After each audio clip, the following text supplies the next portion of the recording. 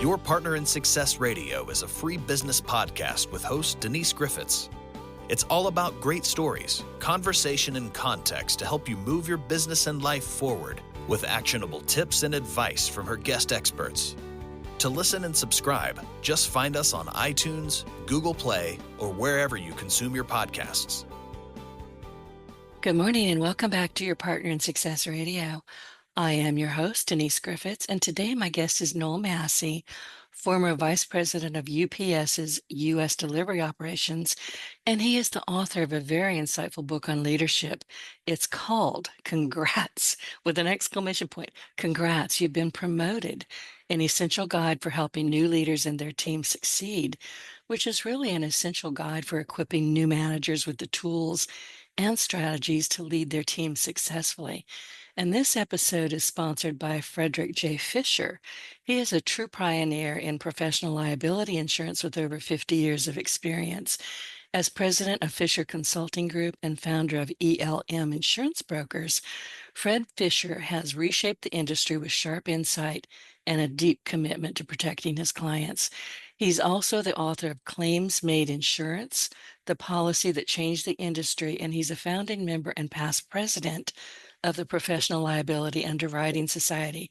We're here in the prestigious PLUS Founders Award. So for expert guidance on liability and risk, Fred is the trusted name, helping professionals secure their financial future and navigate complex, very complex insurance challenges. So Noel began his career at UPS as a part-time employee in college and rose to oversee 200,000 employees and 12,000 supervisors before retiring in 2019. He now mentors young leaders and serves on several influential boards, including the Annenberg Foundation, the Los Angeles Urban League, Chapter 1 US, and the Asian American and Pacific Islander Legal Center. I had to stop and think about that. He has received numerous awards for his leadership and civic impact. And today I'm excited because we get to dive into the lessons that he's learned along the way. Good morning, Noel, and welcome to Your Partner in Success Radio. And by the way, I have your book. I have read it, I have reviewed it, and it's on my desk as we speak. But before we dive in and I start peppering you with questions, can you tell our audience a bit about yourself and how you like to show up in the world? Thanks, Denise. I am privileged to be on your show this morning with your listeners to talk about the book, but more importantly, to talk about leadership in general from a broad perspective. You know, I spent the majority of my career in leadership capacity. And as you mentioned in the introduction, I started at UPS in the late 70s, but prior to that, and I want to share this with your audience, as a college student, I was an electrical engineering student at San Jose State, California. That's where I'm from, the San Francisco Bay Area. And I actually worked as an intern for IBM for a year. And it was a great experience. It was a great job. You know, my intent in college was to become an electrical engineer. But after the intern assignment that IBM hired me for was sunsetting, if you will, I needed to get a part-time job. And the purpose of that was to allow me to focus on my education. And the IBM internship was a full-time, nighttime position, right? So I'd go in at 5, get off at 3 or 4 o'clock in the morning, and then I'd have to hit a classroom at 10 a.m. And that was a very, very challenging point for me in college. And then UPS came along with part-time work, and it was perfect. It fit everything I needed to be able to pay my tuition, which you could do in those years back then. Unfortunately, those times have left us where young people can't necessarily work part-time and fulfill their tuition requirement. Well, I was able to do that.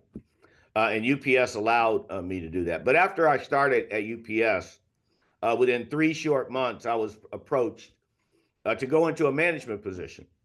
The fact of the matter is the manager, who was a great leader in his own right, came and spoke to me and a few times, because I actually said no the first time he spoke to me, because I understood that leadership required more more time, more effort, more energy, and I just wasn't interested in doing that. Having gone to UPS so I could get my education, but obviously I agreed to it after the third time he spoke to me, and I've never looked back since. It was really the most formative aspect of my leadership journey. I was a part-time supervisor, supervising night loaders, if you will, because most things that I shouldn't say everything, but most things in the transportation supply chain world happen when people are asleep. And that was perfect for me because I could go in at 11 o'clock at night, get off at 3 o'clock in the morning, and I'd be fresh for my class studies from doing that. But the point is, I went into a management position, and that led me a few years later into being promoted into what we would call a full-time partner position within the organization. Most people don't know about UPS as a company was privately held for 97 of its 118 years at this point of existence. It was founded in 1907. And what that meant is a considerable portion of my compensation was in shares of the company's privately held stock. And so that being said, when I was graduating from college, Glenn Lebrecht, the manager at the time, approached me because I had given notice that I was actually going to go work for Hewlett Packard. And that's when everything in my life changed, because Glenn informed me, which I had no idea, that the organization was looking at me for greater responsibility. And I accepted that greater responsibility. So in 1980, that's when I became a partner in the organization. And I had the responsibility for about 100 employees at that point under me. And then in 1984, I received another promotion to what was a distribution called a distribution manager, hub manager. And at that level of leadership, I had about 500 employees under me. And I was 26 at the time. And going forward, I became a division manager about 4 years later, when I was around 30 years old. And what that meant is I had 5 managers working for me, and they all had their operation individuals, if you will, like I just described, 300 or 400 people under them. But the biggest move for my family and I, my wife Amanda of 35 years and my 2 sons, happened in 1995, where we went to Philadelphia, and I became the operations manager, or the COO in today's language, for our operation in South Jersey and Eastern Pennsylvania, with Philadelphia being the hub. And in 2 years after I got to Philadelphia, I was promoted to a president's position in Chicago. And from 97 until 2015, I was in a president's capacity with 5 different business units. And then in 2016, I became vice president of U.S. delivery operations. And actually, honestly, I was really looking at the next chapter of my life. And the COO and CEO at the time asked if I would not do that, and if I would take the responsibility for our U.S. delivery operation, which meant I would coordinate that part of our business that was led by 17 presidents and their teams across the country. And it was a great experience. The one thing that I would always reinforce when I'm talking to young people, because I would do that a lot in college campuses and seminars and those kind of things, is that the one thing about my career is I had long days, I had tough days, I had hard days, but I never had one day that I didn't want to do what I was doing. I made an active decision to have a career in a leadership environment, and it was the best thing for me in the way that I see the world and the way that I'm built, because I'm a very social person. And so that was why I didn't take the position at IBM when I was coming out of college, because I loved what I was doing, candidly. And my advice is always to young people: do what you love to do. So every day you wake up doing it, you feel passionate about what it is you're doing. The one mistake so many young people make is chasing dollars, and it doesn't work, candidly. What you can chase is excellence, perfection. Those are the kind of things, developing yourself, that you can, invest in, and the other things will come as a result of you being successful with those. Nothing else, simply stated. So spending time on personal development is very important. And that's a big thing for me. I am very much a development focused leader. That's something I spent the bulwark of my career investing in was the team members because teams win, not individuals. And I'm not saying that as a cliche, that's a real thing. And so my book is really about teaching young leaders as they enter into their career in leadership that although it's not rocket science, it is a science. And if you're not making the time to invest in yourself to be an excellent leader, then it's probably not going to happen. No one's going to show up and knock on your door and go, "Hey, by the way, I heard you need help on leadership." It's not going to happen.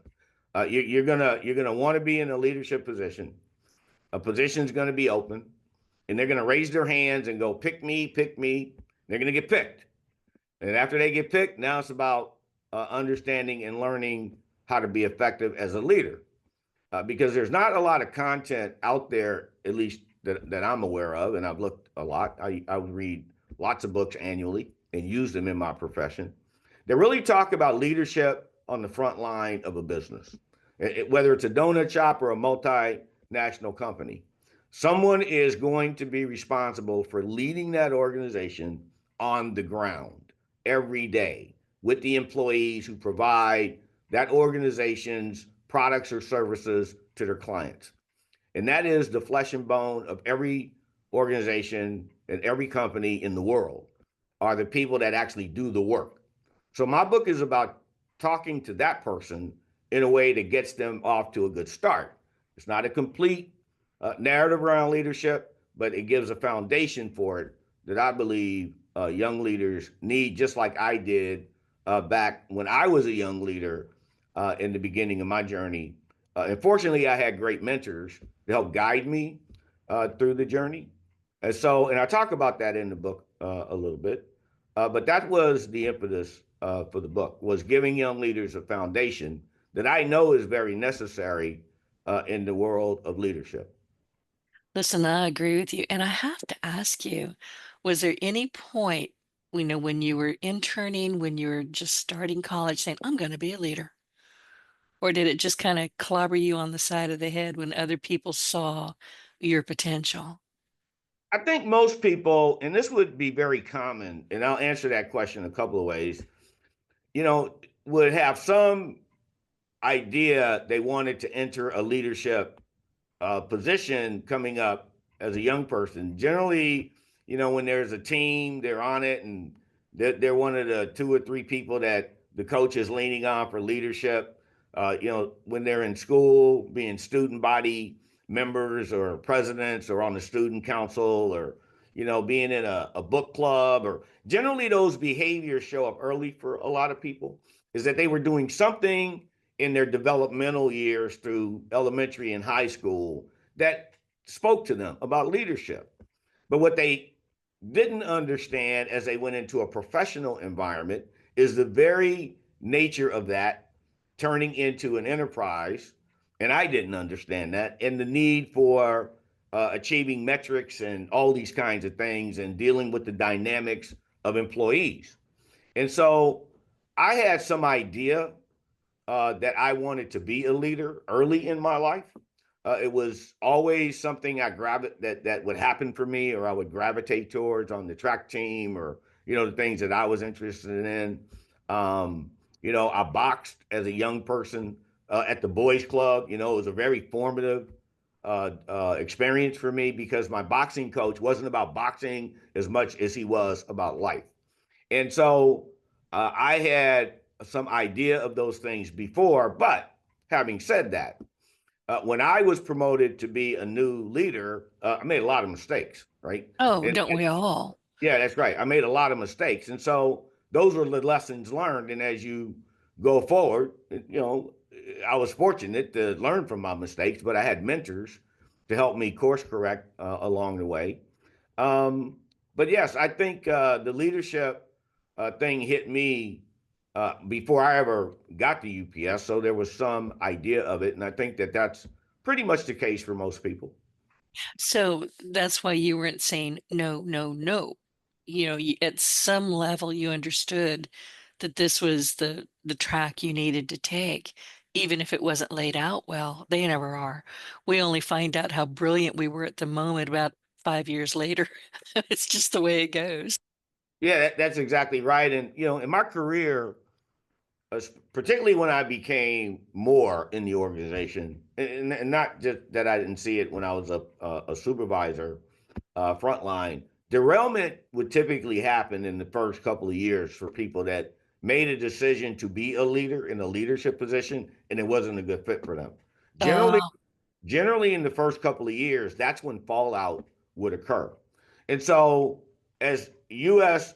Vice President of Delivery Operations, when I was in that role, we had baby boomers retiring to beat the band. So we were promoting people left and right in my operation, not just mine, but in others as well. But the point is that we had such an exodus of baby boomers retiring, and Gen Z, millennials were taking the responsibility of leadership positions, and so we provided training and foundational coaching to the extent that we had workshops in schools and those kind of things. But the budgets for that stuff were getting cut.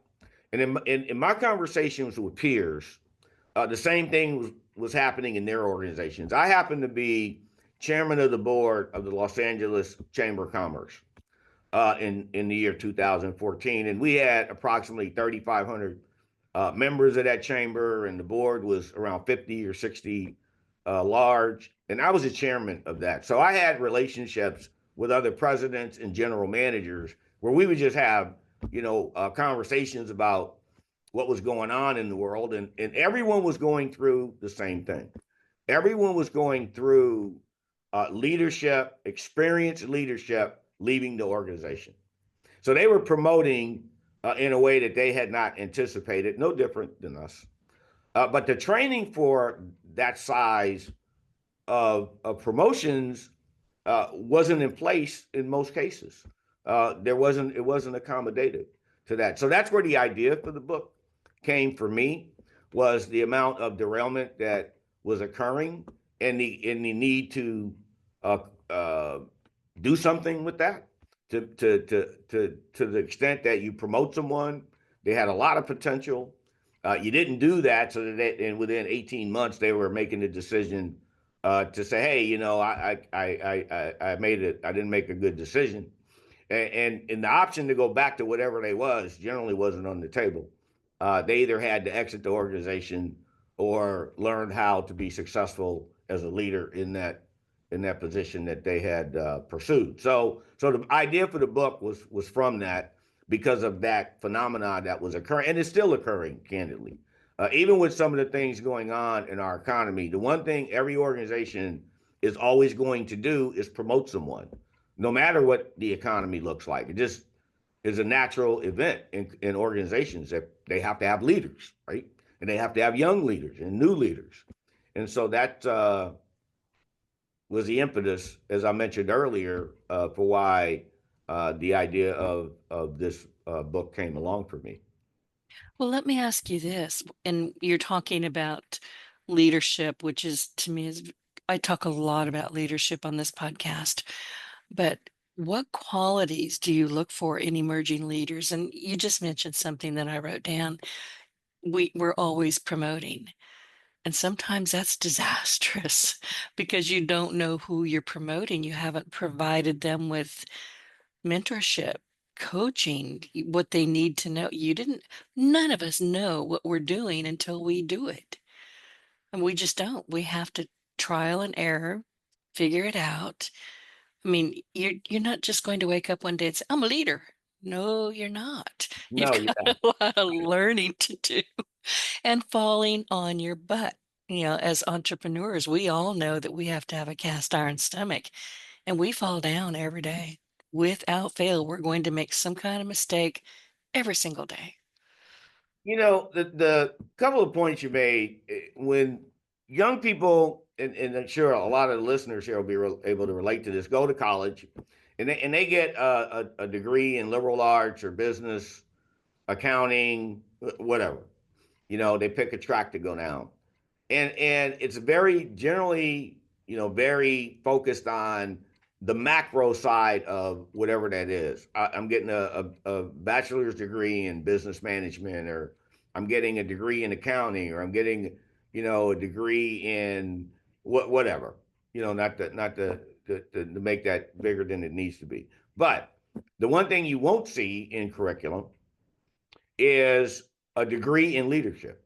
You'll see programs in some schools for leaders, and generally they're uh, programs at the master degree level or higher. And even those, and I've been involved with a few of them, don't really talk about the true nature of leadership on the front line, right? There's not a degree you get in college that says, here's how you handle conflict. Here's how you handle developing a team, the culture of a team. Here are the real basic structures of that. And so the thing that I talk about in the book, and that you saw, is the terms and conditions of value-based leadership is a foundational pillar of the book, period. Everyone has terms and conditions.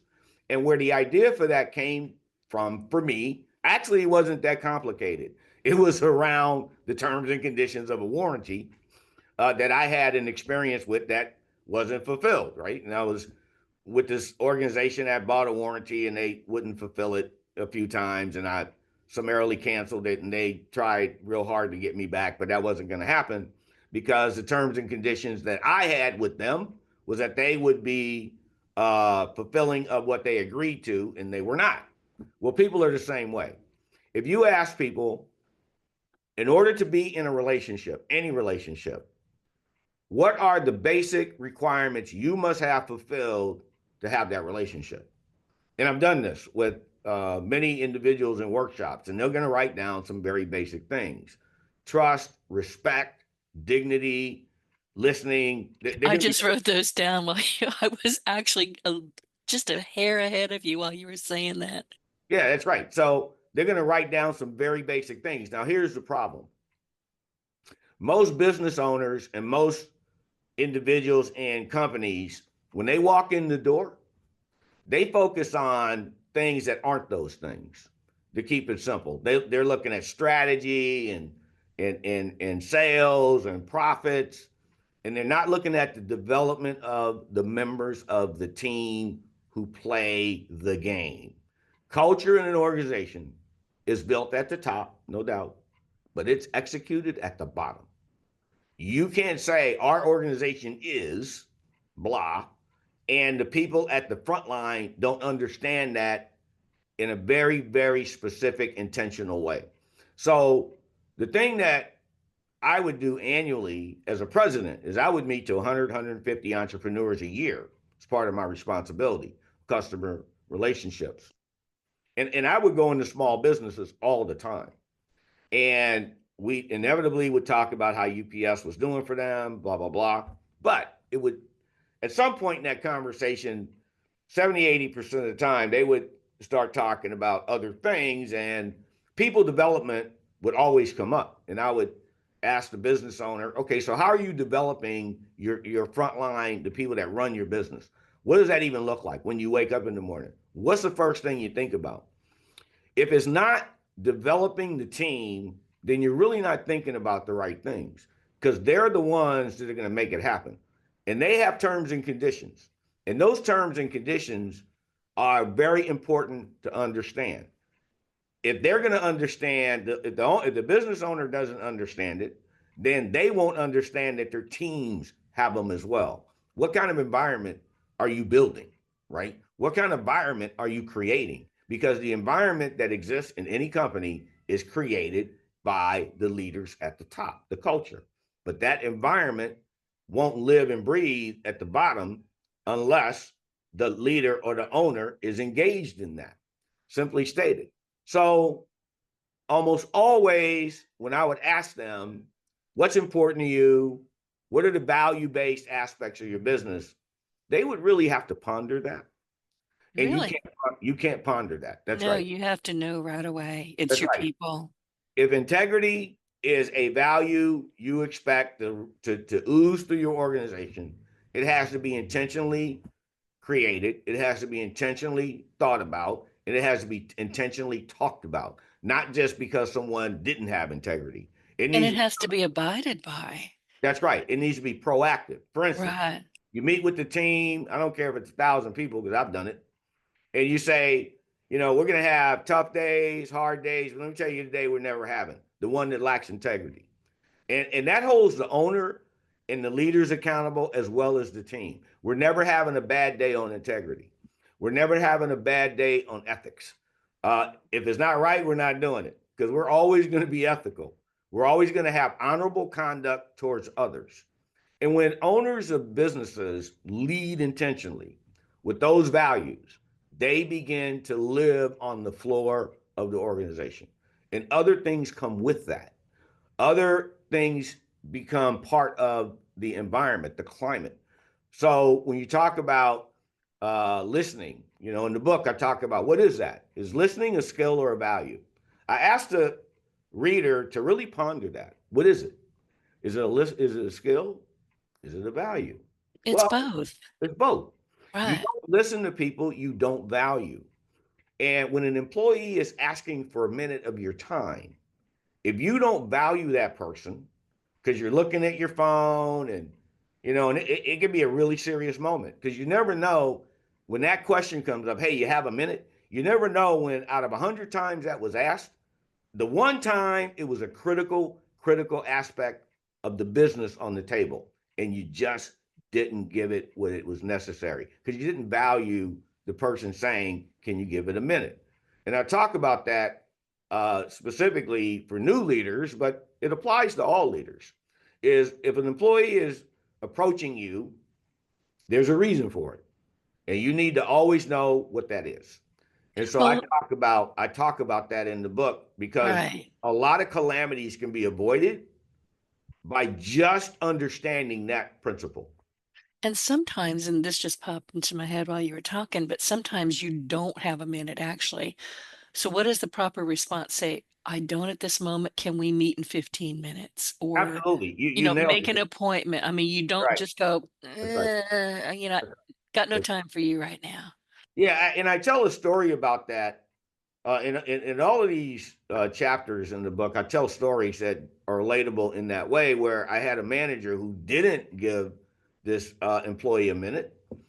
And she came at him again, and he didn't give her a minute. And she did it again, and he didn't give her a minute because everything's going on in the morning. There's phones ringing and stuff's happening and etc. And a lot of companies have employees who work away from the facility, right? So you have like a 15, 20-minute period of time where you actually see your people. So she became frustrated because he wouldn't give her a minute. And so, you know what? She went another path. And that path was outside the company. And she went outside the company and got external help with the problem she was having. And when that came back on that leader, I could see him sink in his chair because he couldn't deny that 3 or 4 times she said, do you have a minute? And he couldn't deny that he didn't give it to her. And so it ended up with the organization having to engage all these resources on something that we would have been handled with a minimal amount of effort. It took Herculean effort because he didn't give her a minute, and I've seen that more than once. Is the point of why it's in the book? Is that when an employee, you're their leader. So let me put some context on this. Do you think when a player on the Patriots went to Bill Belichick and said, "Hey, Bill, you got a minute?" that he didn't give it to him? No. Do you think that Nick Saban, when one of his players said, "Hey, Nick, you got a minute?" that he didn't give it to him? Okay, of course he did, because they matter. They're the ones doing stuff. They're looking at the leader for guidance and mentorship and direction. And when they ask for it, the leader is communicating many thits, not just importance, but the terms and conditions of leadership is that your people come first. They always come first. And it's interesting to me when I talk about leaders and I say, okay, what value I ask if they have children or whatever, most of the time they do, or something in that way. And I go, what values are important to you that you want your children to have? And they'll say, oh, these are the things. Say, well, what about those 200 people on the floor out there? What values you want them to have? And then after the aha, I go, so how are you leading that? How are you developing the people out on the floor that work in your organization to help you candidly be successful? How are you developing them? Because most of them are young people. What does that look like for you on a daily basis? And almost always things change in a minute for that person when we have that conversation. And I think that's important that people understand that values, we talk about them, but at the end of the day, you have to develop a culture where they live and breathe. And when employees come to you and they need a piece of you, you have a responsibility to give it to them. And you know something else, and I hear this a lot, and I'm positive that you do as well. You'll get a question. I'm a web developer by trade. You know, I do have this podcast. I get a lot of questions, and I'm grateful for them, but I don't always have the answers. And I've had to learn instead of being a smart alecky smart aleck and just pop up with something because that's my who I am. I'm a smart alecky smart aleck. And I will have to pause and say, I actually don't know. Can we reschedule? Can we schedule a time for me to, figure it out, get back with you an answer, and we can discuss it at another time? Don't give the first answer that pops into your head. It's almost never right. That's exactly right. So what you just said is very important. One of the things that I would always say to my executive team, because I had CFOs and directors of HR and directors of engineering on my team, know what you don't know. And don't Yeah. try to Yeah. behave in a way like you know it, right? That don't show that kind of hubris around your people. Know what you don't know, have the humility to say you don't know. But generally speaking, Denise, when employees are coming to ask you questions, and I, as a president, I would start much of my day would start on the floor in the operations, talking to drivers and frontline people, and that was never to minimize who was in charge of that thing. I'd have them with me most of the time. But the point is they didn't have a political agenda, right? They would just tell me straight what was going on. If I said, "Hey, John, what's going on? How's the job going? What are you thinking?" He was going to share with me what was on his mind. Period. The same thing would happen whether the person was a 30-year employee or a 5-year employee, right? And so I could feel the temperature and the tone and the climate of how things are going. And most of the time, it helped me be better at coaching the team. But having said that, know what you don't know, and don't behave like you know it. As a matter of fact, that's why you have a team, right? Because when you give a team um, the question or a mission, they're going to figure it out. But when a person's coming to you, the most important thing is not knowing the answer to their question. Number one, it's keeping your word that you'll get back to them on it. Right. That's Right. it. Is Don't that forget about it. Don't get busy. right? Write it down in front of them if you have to. Yeah, but I want to really emphasize keeping your word. When people talk about building trust, right? In the piece that I talk about on trust, they say, well, how do you do that? You know how you do that? You keep your word and you say it. You don't just imply it. You can't imply things. You can't imply we're going to have integrity. You have to say it. You can't imply that we're going to have ethics. You have to say it. And when employees would come to me and say, no, blah, blah, blah, blah, blah, right? I'd say, hey, you know what? I'm not really familiar at this moment with that, but you have my word. I'll get back to you. And that works in reverse. When people understand you're willing to say that, now you can't walk around saying it like all day, but No. in critical moments, when employees know that you're willing to say that, it permeates the workplace. They go, no, he's a man of his word. She's a person of her word. That becomes very powerful. And I never had one exception to this. I can't think of one. If there was one, I'm not aware of it. But when I would talk to employees before I became a president, as I moved through my career, and I learned this from my grandfather who ran a barber shop, is that when a critical moment came up, an employee was having an issue, And I would say, Denise, okay, so, we had this conversation about X, Y, or Z. All right. So we'd go through the parameters of that and I'd say, so are we good on this? Is that going to be corrected with that customer? Denise would go, yes, no, got it. I go, so Mm-hmm. I have your word on that, Denise. Give me your word.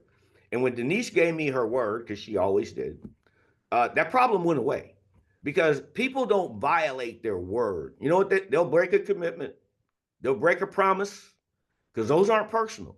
They just aren't. But you know what people won't do? They won't violate their word. Rarely will you see someone break their word. And when they break their word, if that happens, you don't have to tell them what's next. They get it. They understand. They said, I give you my word, right? And that's a really important aspect of leadership is integrity and honesty are really important, and building trust comes from repeated examples of the leader keeping their word on critical things and saying it that that's what's going to happen. And I'm so glad you brought that up because people maybe, and this is just an observation, but it seems to me that some people don't understand that they're being watched very closely, no matter where you are in the organization or if you're a politician or a teacher. People are observing you like your children used to observe you. They say, well, Daddy, you did that. Why can't I? We're being observed, we're being watched all the time, and I don't even know how to say this, we're being observed, and people are making observations and figuring out if they trust you, whether they like you, whether they're ever going to do business with you, or recommend that you can be hired somewhere else. You're being watched. And when your words are not congruent with your actions, oh boy. Oh yeah, in the book I use a phrase for that, and it's you're always being evaluated. There you go. That was the word I was looking for. There's no casual moments in leadership. And I pound that one hard with the new leader. And I actually wrote a couple of articles for a couple of magazines about that. And that was the title, You're Always Being Evaluated. And it's like the most recent example of that happened this week was the CEO that was at a Coldplay concert. I didn't know if we were going to mention that. Oh yeah, we're I going to talk mean, about it. we have to. Yeah, I, we're I, going to I talk about have it to tell you, when I saw because that guy duck, if yeah, I would have right. had any respect for him, but when I saw him duck like a little girl, I Yes. thought, what a weenie you are. That's exactly the word that came out of my brain. What a weenie. Well, think about that moment because that's what happens in leadership. That's an amplified example of a moment that was now throughout the entire United States. Are you kidding me? Like, Oh, it's across the world. that's right. That's Millions right. of people So, have so, seen so that. his whole life changed in a moment in hers. Um, but you're always being about. There's no casual moments in leadership, and I would say this to my executive team, and that's a really good point you just brought up. That when I was the president for 30,000 people, and then later on I had the U.S. But when I had a geography like Southern California, right, 30,000 people, you know what? Everywhere I go, I'm potentially seeing one of them in a mall, at a concert, at a baseball game. Doesn't matter. Walking down the street.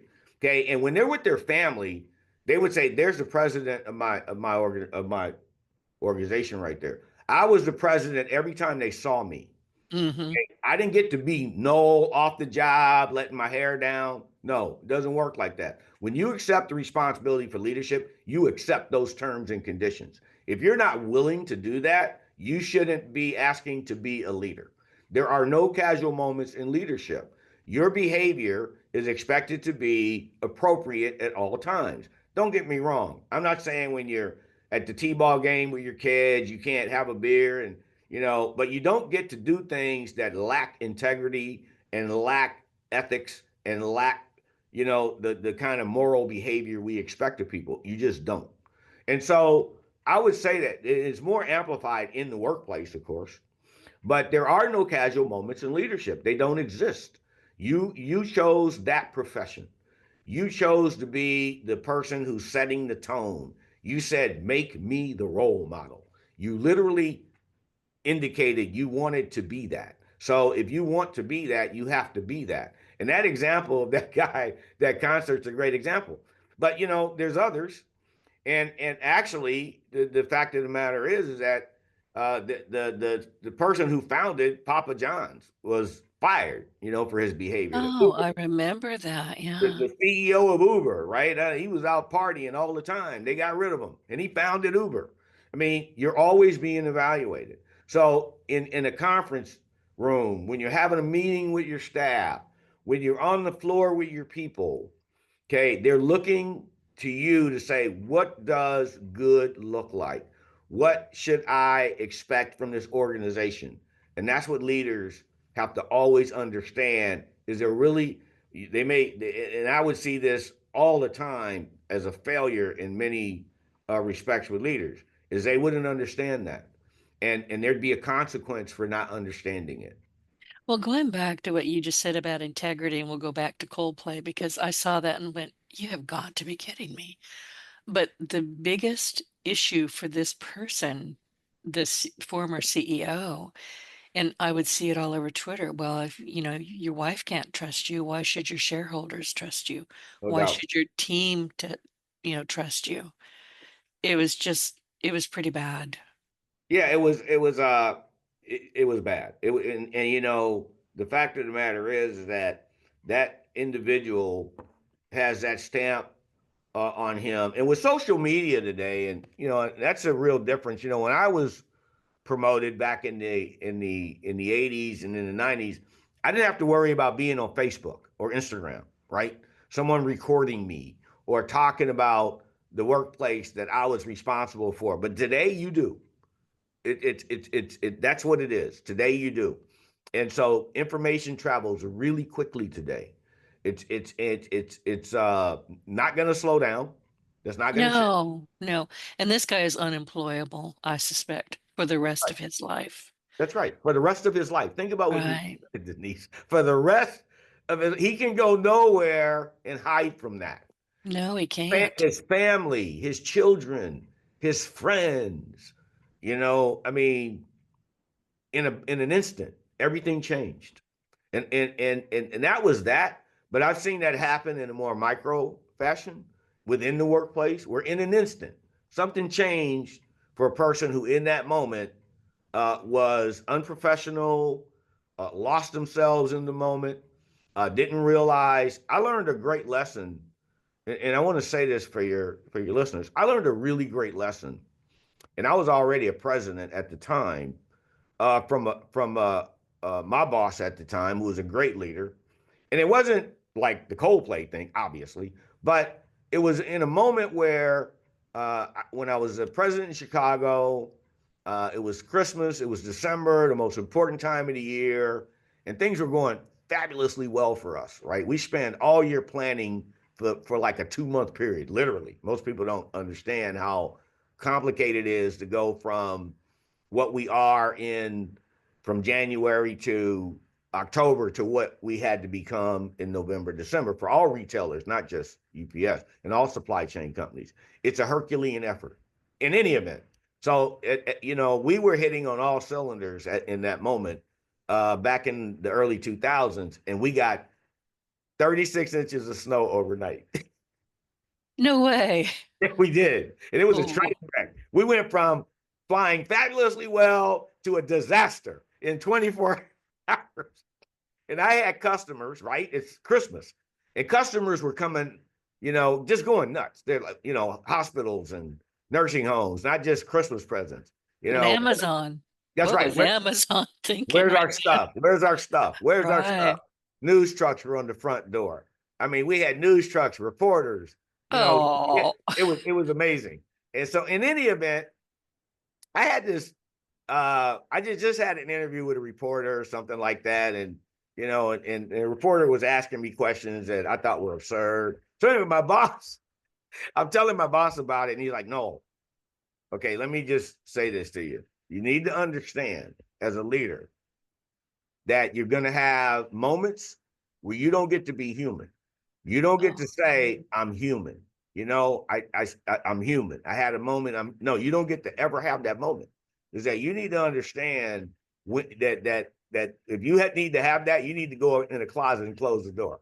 That you're expected to rise above human emotion as a leader. You're expected to really know when that moment is on the table.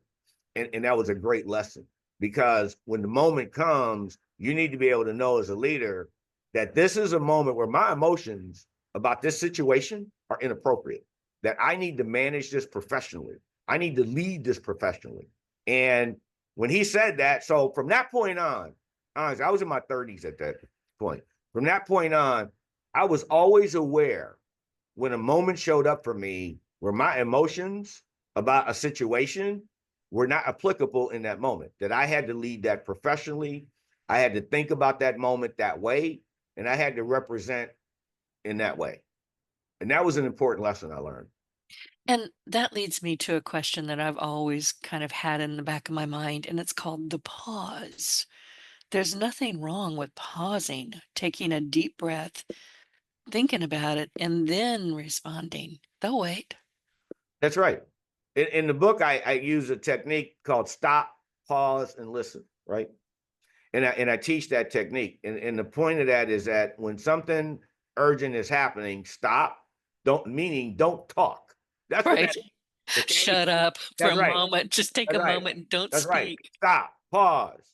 Now, put the phone down, look the person in the eye or the situation and say, okay, now let's go through this, so that there's zero distractions around you.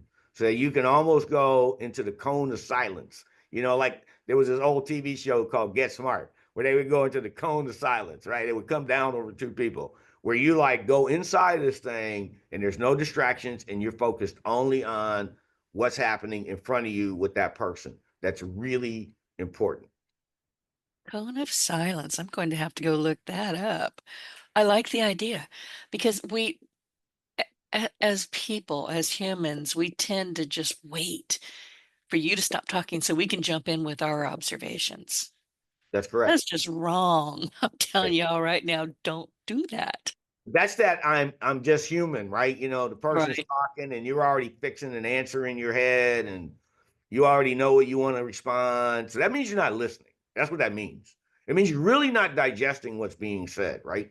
And the fact of the matter is that that's going to happen sometimes, but that cannot be your MO. That can't be how you operate. And sometimes you have to just go back and say, I am really sorry. I jumped in when I really shouldn't have. Can we discuss this again? Because Sure. sometimes you have to go fix it. That's exactly right. One of the biggest lessons that I learned early in my career is that, when you're the leader, that people will follow you and they will have confidence in you as long as they have no doubt of your integrity, right? As long as they understand your integrity and your intentions as a human being, and they'll forgive you even of the mistakes you make, right? And admitting those mistakes is the first step to being able to get that kind of confidence from your team. So you just hit on a really important point. But what happens in the real world is the ego gets in the way, right? The ego walks in the room. And I've seen this a million times where the ego becomes the biggest barrier to leadership success. And we talked about a couple of CEOs that founded companies that aren't the CEOs anymore. And I'm gonna tell you the reason. You can look at all the things that happened around them, but let me tell you the fundamental reason they're no longer the CEOs of those companies. They're egos. They're egos. They're egos. There's no place for that. Humility is important. And so, having said that, humility gives you the ability to listen and not interrupt people while they're speaking.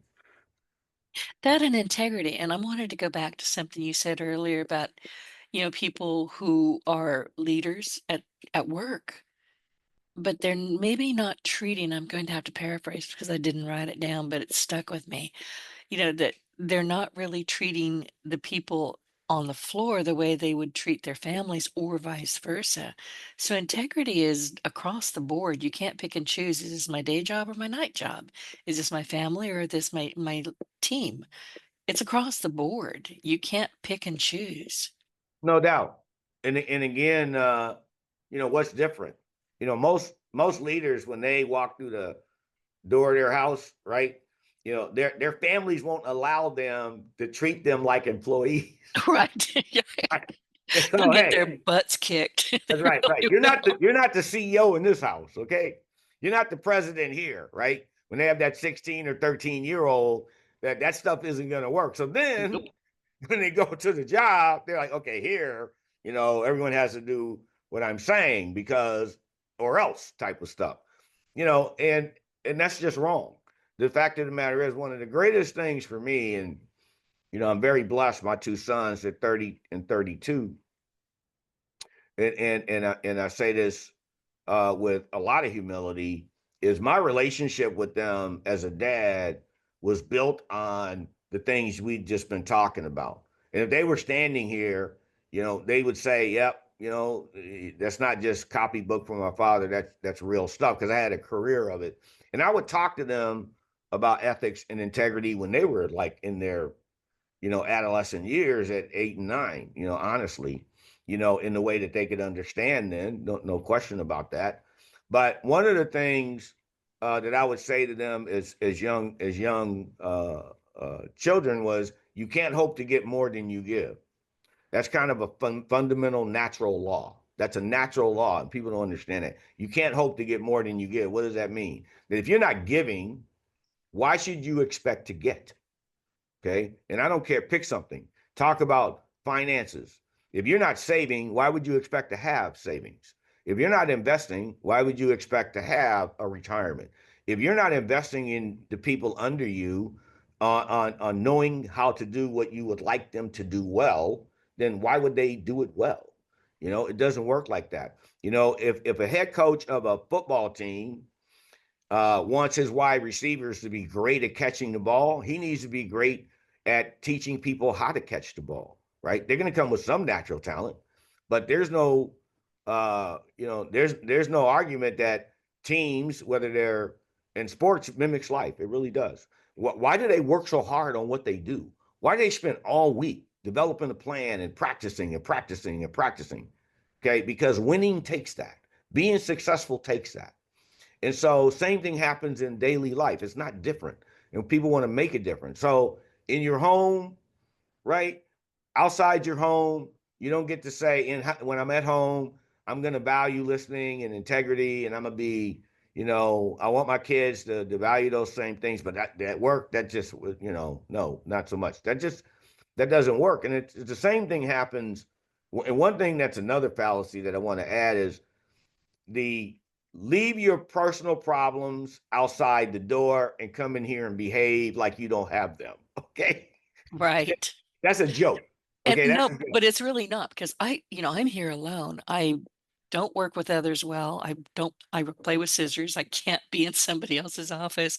So I created my own job, if you will, my own lifestyle. But I have to every once in a while leave my personal problems in the living room. Yeah. hmm The fact of the matter is that human beings are human beings, Yep. away from work and at work. And as a leader, if you don't understand that well, you're going to create problems for your people, because the fact of the matter is that the human being that was outside the door is the same one that came through the door. The behavior you want from that human being is going to be impacted by their entire narrative around the workplace when they're in it. And you want them to feel good when they're in it. If anything, you want them to say, well, I'm walking through this one door where things are great for me, right? Things are great for me. I'm going to have, I'm respected here. I matter here. I want to be here, and that's the environment Perfect. you want to create for your people. Perfect. You said something earlier, and I wrote down Jim Tunney. Now, you know who Jim Tunney was. I do. Dean of NFL referees, and you and I have talked about him briefly. He was a very dear friend of mine, and I worked with him for a decade or better before he Oh wow. passed. Okay. Yeah, he was genuinely one of my favorite people in the world. But you said something about when you were on the floor, you made it a point to go out on the floor and talk with your people, connect with them. And Jim Tunney, he was the dean of NFL referees, no question. He was also a very famous speaker, but he was a superintendent of very famous schools in California. He was not one of those people that hid in the office and didn't come out. He started every school day out in the playground, out in the field. He was talking with everybody. And do you know, to this day, people still remember him, not just as a very famous, NFL guy, but as that school. He was the leader of these schools and they love him. So when you said that, I went, Jim Tunney, I knew exactly what you were talking about. Yeah, that's a great story. And, he left a legacy, right? That's what life, Oh, yeah. Yeah, yes. legacy, the one thing, and, finally, I'd like to, build on that is that legacy is something people shortchange in their lives a lot, but then it becomes really important at the end, you know. And so if you think about how do you want to be remembered, how do you want to be thought about, I'm a big fan of Stephen Covey, and he wrote Me a book, too. yeah, Me the too. seven habits of highly effective people, right? And one of the habits is begin with the end in mind. Begin with the end in mind, right? So how do you want your peers, your superiors, the people under you, right? All three levels under you, your peers, your superiors. How do you want them to see you? That's number one. And then number two, what are you doing to help them see you that way? How do you know how they see you? Uh, what are you doing to get feedback around that? Are you looking for mentors? Because mentorship's important. Having a cup of coffee with someone once a year is a mentorship relationship. Matter of fact, I don't advocate for these formalized, we're going to meet every month type of things. I really don't. I think that needs to be based on the mentee going to Denise and saying, hey, Denise, can we have a cup of coffee? I just want to talk about some leadership things that I have on my mind. It's not about sitting down with Denise to talk about anything else. It's only development, not about your boss, not about the company, not about any other topic, but what are the narratives around great leadership? Because I admire yours, and that's why I'd like to have a cup of coffee with you. I've done that with young people throughout my life and in my career life, anyways, and it always helps them become better. But I always put the responsibility on them for not only asking for that kind of feedback, but then executing towards that feedback in a way that's identifiable. So, the thing you just talked about with Jim Tunney is about legacy. Is he left a legacy? And so, what legacy as a leader are you trying to leave? Exactly. And I know, like, we're both voracious readers, so I'm going to recommend a book. You talked about Stephen Covey. I interviewed his daughter twice, and he was going through dementia, and they wanted to write this book before he completely went into, the point where he couldn't really function anymore. And it's called Live Life in Crescendo. It's called Your Most Important Work is Always Ahead of You. And it is an amazing book. And it's his final book. So take a look at that book and then tell me what you think. I'll do that. I've read it multiple times, and she's a lovely, lovely person, but it was very difficult for her writing this book. And I think she finished it after he had passed, but read it. I think you'll enjoy it. Thanks for that suggestion. I will absolutely take you up on that. Thank you for that. Oh, my pleasure. Listen, we've got about 5 or 6 more minutes, and you've got so many things going on in your life. You serve on several influential boards like the Annenberg Foundation and the Los Angeles Urban League. I wanted to ask you, how does serving on a board compare to corporate leadership? Very different. I There's bet. yeah, there's similarities, of course, but the responsibilities of a board member is to help that organization grow, be compliant with legal regulations. I mean, all kinds of things, but mainly mine are all nonprofit, but is to serve, and that's important to me. Number one, we're going to be measured as individuals off what we've given, not what we've gotten out of life.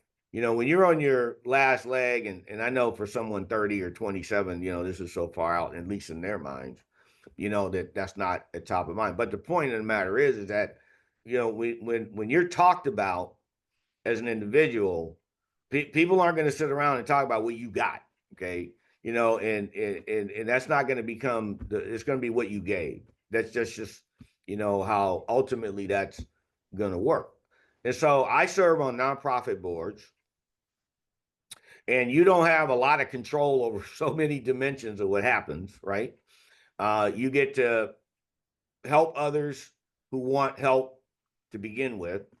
But the fact of the matter is that the dynamics on a nonprofit board is about collaboration, almost in a complete way. Chapter 1 US, we give support to classrooms that need support with a teacher assistant and then tutors, private tutors, right, from the corporate environment. People that do a Zoom with a second grader, that's our focus, second grade literacy, right? Because when a child can read at the second grade, at the third grade level, when they're in the third grade, no matter their economics, they can come from a millionaire's family or be poor. But if they can't read at the third grade level in the third grade, the dropout rate from high school is in the 40%. Some It's areas, horrifying. yeah, I some don't understand why people can't read. To me, it's as easy as breathing. yeah. It's So, not but for a lot of people. yeah, but if you look at how our elementary schools in the U.S. are, I know. yeah, compared to the 70s. In the 70s, we were ranked number one in the world in elementary education. Today, we're like 14th or something. So anyway, that board and that organization, we're all like-minded. There's executives on that board from a lot of tech companies, and I love being on it. And we serve about 300 communities. We have like in Texas 300 cities, I should say, but in Texas we have a couple hundred elementary schools we're in, and then Annenberg is one of the biggest foundations in the country. A couple of $1.7 billion endowment, and we grant funds to many different things that are legacy based. That we look for legacy based outcomes. But the point is I enjoy being on them a lot, and it's about serving the community. Something I believe everyone has some degree of responsibility to do. Oh, great. And I've got one last question before we ran it completely out of time. You've received many leadership and civic awards. Is there one recognition that means the most to you, and why? Boy, that's tough. I know. Sorry. I would say, I received the one I received in Chicago for my engagement in community service was focused on the work that I was supporting the mayor's office with on workforce development. And that one was special for a couple of reasons, Denise, because we were able to get about a dozen women that were in really tough economic circumstances, where they were in chronic poverty generationally, out of that, right? And they became registered nurses through a collaborative effort between the city, UPS, and the city college system. And that one was a very successful program over a 4 or 5 year period. I was honored for participating in that. But then likewise in Los Angeles, I received the Civic Community Award from the city of LA for engagement in helping a couple of nonprofits that were, quite frankly, not going to actually survive, right? And that was yeoman's work to do that. So those turned into outcomes that were very dire, and they became success stories. And then finally, the Drucker School of Management honored me with their leadership award for work that I did with them on infrastructure needs within the Inland Empire of California. And I was the first recipient ever of that award. So I was really proud of that. But those would be three that have, quite a bit of meaning. I can imagine. Well, Noel, do you have we have to wrap up and I hate to do it. Do you have any final thoughts you'd like to share with our audience? And Where can people find you or learn more about your book and find your book? So people that want to know more about me can do so by going to my personal website, which is my name, Noel Massey, in one word, noelmassie.com, NOELMASSIE.com. And everything about me is there. I have an assistant, and her email address is on that website, Kayla Bozeman, and she facilitates connecting us with others, that type of thing. And my book, Congrats, You've Been Promoted, is on the website, but you can find that on Barnes and Noble. Just if you type it in, or Amazon, of course, because you can find anything on Amazon. But my book is on Barnes and Noble, in Barnes and Noble, however you want to say that, as well as on Amazon. And if someone's interested in multiple orders, my assistant can facilitate that, because we give discounts for bulk, obviously. And so she handles that personally. But that's how the listeners can locate me. And I'm on LinkedIn and Instagram, and all of that's on my website. It's also in our show notes. Noel, thank you so much. And everybody, thank you for joining us today for this truly inspiring conversation with Noel Massey. We explored his journey from part-time UPS worker to vice president, his dedication to mentoring future leaders, his impactful board work, and the values-based leadership principles in his book. And I highly recommend that you get that book. If you enjoyed this episode, please subscribe, leave a review, or share it with somebody who would benefit from Noel's story. And don't forget to check out his book, for, as he just said, Barnes & Noble's, Amazon. I've got it in Kindle and I've got it in the paperback. So I've read it I've read it about 3 times now. So check out his book for more leadership insights, and your support keeps these great conversations going. Noel, thank you so much. It has been a genuine pleasure having you join me today. It's been a terrific conversation. Denise, thanks for having me. My pleasure. Get your voice heard. If you would like to launch your own far-reaching podcast, contact Denise Griffitts at yourofficeontheweb.com and go to the podcast tab.